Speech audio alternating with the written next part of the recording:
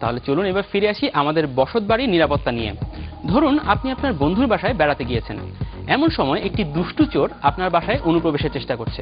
কেমন হবে যদি এই অবস্থায় একটি সংক্ষিপ্ত বার্তা অথবা এসএমএস আপনার কাছে পৌঁছে যায়?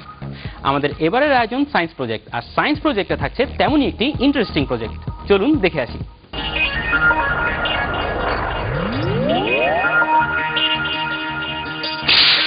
আমার নাম মিশু, আমি ইলেকট্রনিক্সে ডিপ্লোমা করতেছি। তো আমি আপনাদের জন্য যে প্রজেক্টটা তৈরি করছি তার নাম হোম সিকিউরিটি সিস্টেম। চলুন আমরা সেই প্রজেক্টটা আজকে দেখি।